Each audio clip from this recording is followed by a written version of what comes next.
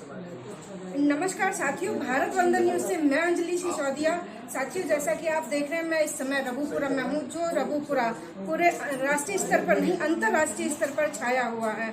और मीडिया हो या सोशल मीडिया, वहाँ पे एक नंबर 1 पे जो स्टोरी ट्रेंड कर रही है वो है लप्पू सा सचिन, झिंगुर सा लड़का, बोलना हुआ पहावे ना। ऐसी मिथिलेश भाटी जी हमारे साथ हैं, जिनकी आवाज़ में हजारों मीम्स, सैकड़ों मीम्स बन चुके हैं। और इनकी इस भाषा को संगीतकारों ने, गायकों ने भी अपनी धुन दी है, आवाज़ दी है। हम ऐसे में हमारे साथ में हैं हाई कोर्ट के अधिवक्ता। मैं उनसे उनका नाम जानना चाहूँगी। मेरा नाम है पवन कुमार सोम। जी पवन जी, आप किसी संगठन या पार्टी से भी जुड़े हुए हैं क्या? हाँ, मैं वैसे राष्ट्रवादी जन लोक पार्टी सत्य का राष्ट्रीय प्रवक्ता भी हूँ वैसे में जी। और इधर अभी दिल्ली में हाई कोर्ट में मैं प्रैक्टिस करता हूँ। जी, तो जिस तरह से कि इनके लिए सीमा हैदर की वकील ने गीता जी के लिए और मिथिलेश जी के लिए मानहानि का दावा करने का बोला गया है, क्या कहना चाहेंगे? क्या कानूनी कार्रवाई इसके अधिकार में है क्या? देखिए, क्या है, दो तरह से है इसमें। अगर आप देखें तो अगर कोई कहता है कि मेरी मानहानि हुई है, यानी कि डेफेमेशन हुई है, तो वो दो तरह से फॉलो होती है, एक सिविल में और एक क्रिमिनल में। जी। तो यहाँ अगर हम देखें तो सिविल में तो ये मामला इसलिए नहीं बनेगा क्योंकि जो सीमा हैदर हैं वो इस देश की नागरिक नहीं है, तो उनके ऊपर यहाँ का वो कानून लागू नहीं होता है। जी। रही बात सचिन की, तो सचिन क्योंकि लप्पूसा सचिन है और झिंगुर सा लड़का है, जो हमारे भाई साहब भी कह रहे थे अभी, तो इस वजह से वो शब्द गांव में यूज किए जाते हैं। तो गांव में जो शब्द यूज किए जाते हैं उसके ऊपर देखा जाता है कि क्या इनकी कोई ऐसी इंटेंशन थी कि इसको डिफेम किया जाए। लेकिन उस वक्त जब इन्होंने ये बयान दिया था तो वो इनकी इंटेंशन उसको बदनाम करने की नहीं थी, उसकी छवि को खराब करने की नहीं थी। इस वजह से इसमें कोई डेफेमेशन का मामला जो है वो फॉल नहीं होता है, जो कि आईपीसी के 4999 आर्टिकल में आता है। अच्छा। दूसरी बात यह है कि आज से पहले जो पब्लिक डोमेन में इनके बयान हैं वो मीडिया के माध्यम से और जो सोशल मीडिया है उसके माध्यम से लोगों ने मल्टीपल टाइम जो है उसको शेयर किया है, तो उसमें इनकी गलती नहीं है।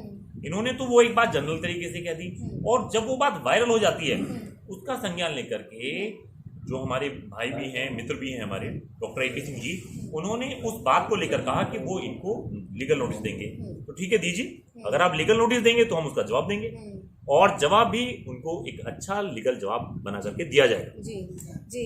तो साथियों, जबकि डॉक्टर ए पी सिंह बोल रहे हैं कि सीमा हैदर को नागरिकता मिलनी चाहिए, किस आधार पर मिलनी चाहिए और क्यों मिलनी चाहिए, हम पवन जी से जानना चाहेंगे, क्या ये सही है, संभव है?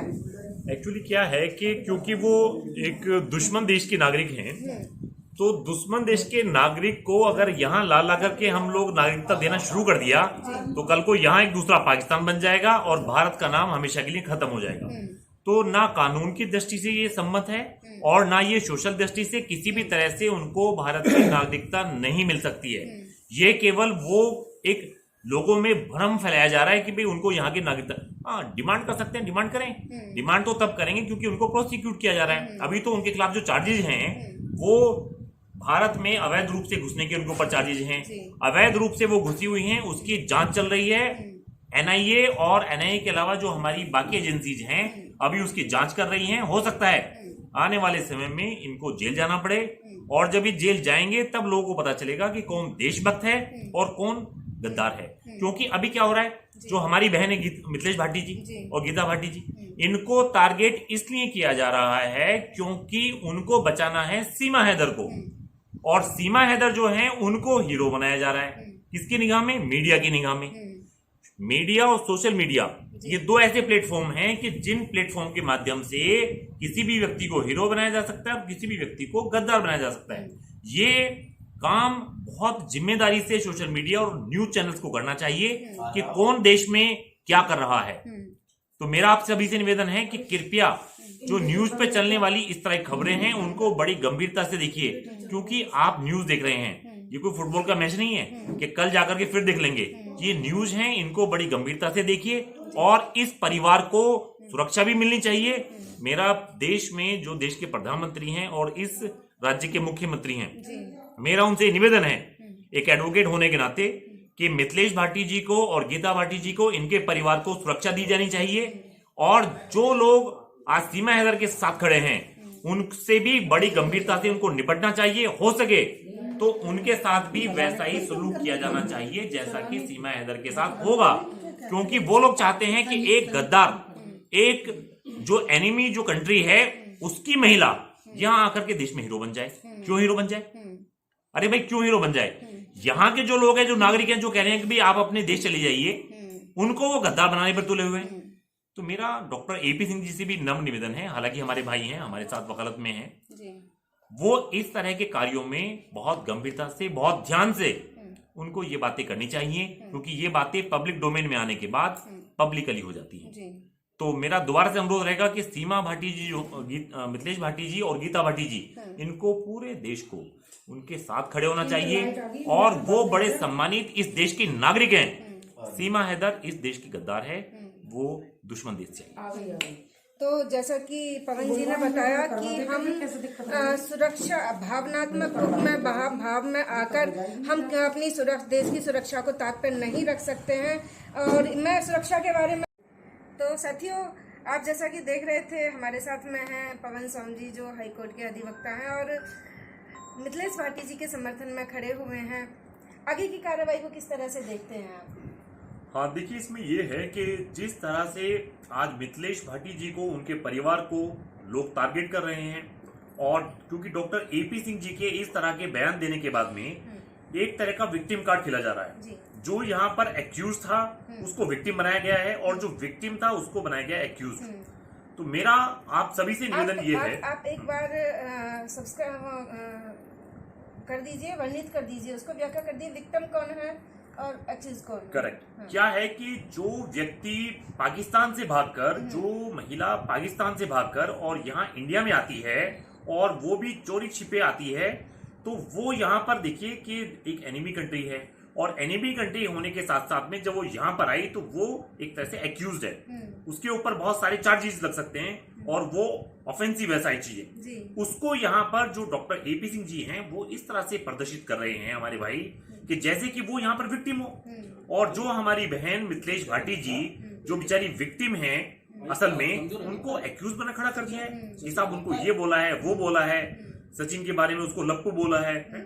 तो इस तरह के बयान से उन्होंने पूरे के पूरे जो समाज है उसको तो उन्होंने एक गलत रास्ता दिखाया है, क्योंकि अगर इस तरह से पाकिस्तान से भागकर महिलाएं भारत में आएंगी, और भारत में आकर के वो भारत की सहिष्णुता और जो हमारी इंटीग्रिटी है उस संपूर्णता को बहुत नुकसान होगा। उस नुकसान की भरपाई हम कभी भी कई वर्षों में जाके नहीं कर सकते। तो मेरा माननीय अखिलेश योगी आदित्यनाथ जी से और भारत के जो प्रधानमंत्री हैं मोदी जी से निवेदन है कि इस मामले का संज्ञान लें, और जो दोषी हैं इसमें, जो महिला भाग के आई है पाकिस्तान से, उसको इसमें कम से कम जेल भेजने का काम करें, और यहाँ पर मिथिलेश भाटी जी, गीता भाटी जी दोनों को न्याय दिखाया जाए, उनको न्याय दिलाने का काम किया जाए। बहुत बहुत धन्यवाद जी। मैं ये भी पूछना चाहूंगी पवन जी कि मानहानि का दावा की जैसे बात करी जा रही है, और बॉडी शेमिंग की जैसे आरोप लगाए गए कि बॉडी शेमिंग है ये, तो बॉडी शेमिंग में कोई कानूनी प्रक्रिया होती है या धाराएं वगैरह होती है, या किस तरह से कितने लेवल का केस हो सकता है इसका? देखिए, भारत में अगर हम लोग बॉडी शेमिंग की बात करें तो जो शहरी क्षेत्र हैं वहां इस तरह के इस शब्द का प्रचलन है। अगर हम गांव की या देहात की बात करें तो ग्रामीण अंचल में इस बॉडी शेमिंग का कोई महत्व नहीं है, क्योंकि वह महिलाएं जनरली अपने बच्चों को, अपने जो बहुत प्यारे बच्चे होते हैं उनको अलग अलग नामों से पहचानते हैं। जैसे कि आज हम लोग जब रघुपुरा में गए थे तो वहां देखा कि एक जो वहां का कैमरामैन था, उस कैमरामैन का नाम ही लप्पू था। तो हमने पूछा कि भाई आपका नाम, असली नाम क्या है? कहता सर मेरा नाम, असली नाम ही लप्पू है। तो इसका मतलब ये है कि गांव में तो ये नाम रखे जाते हैं अपने बच्चों के। तो मेरा क्या नाम आपसे ये है कि ये वैसे अगर देखें तो डेफेमेशन की बात जो कर रहे हैं, डेफेमेशन क्या कानून है, आईपीसी की धारा है 499, ठीक है, उसमें फॉलो होता है। उसमें क्या है, दो तरह की मानहानि होती है, एक होती है क्रिमिनल डेफेमेशन, एक होती है सिविल डेफेमेशन। ये किसमें आएगा?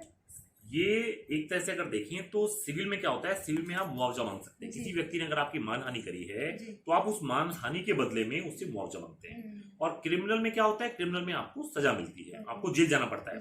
जैसे अभी पीछे क्या हुआ था, अगर आप देखेंगे राहुल गांधी जी को 2 साल की सजा सुनाई गई, जिस वजह से उनका वहां से जो सांसद थे वो, जी, तो वो वो रद्द उनको कर दी। हाँ वो रद्द कर दी गई थी। तो इसी तरह से डेफेमेशन, अब आप किसकी डेफेमेशन की बात कर रहे हैं? जो महिला पाकिस्तान से भाग के आती है उसका क्या मान है भाई? जो महिला पाकिस्तान से भाग के आती है, पाकिस्तान एक एनिमी कंट्री है, और वो महिला भी यहाँ अवैध रूप से आके आती है और शादी करती है। पहले पति ने तलाक दिया कि नहीं दिया वो पता नहीं, कहती है 3 तलाक दे दिया। 3 तलाक तो यहाँ माने ही नहीं है। तो मेरा कहना यह है कि इस पूरे मामले की जांच होनी चाहिए। डेफेमेशन कोई मामला यहाँ फॉल नहीं करता है, क्योंकि उसमें इंटेंशन मेंसरिया उसका बड़ा महत्व है। क्योंकि जो बात आपने कही पब्लिक डोमेन में, क्या वो दूसरे को हानि पहुंचाने के लिए कही? क्या आपने उसके मान सम्मान को ठेस पहुंचाने के लिए कही? नहीं कही, क्योंकि वो जो शब्द कहे गए थे वो एक जनरल भाषा में कहे गए थे। इसलिए ये मामला मानहानि में फॉल नहीं करेगा, स्टैंड नहीं करेगा। जी, बहुत बहुत धन्यवाद। तो ये थे हमारे साथ में सुप्रीम कोर्ट के अधिवक्ता ठाकुर पवन सोम सिंह जी। देखते रहिएगा भारत वंदन न्यूज। नमस्कार।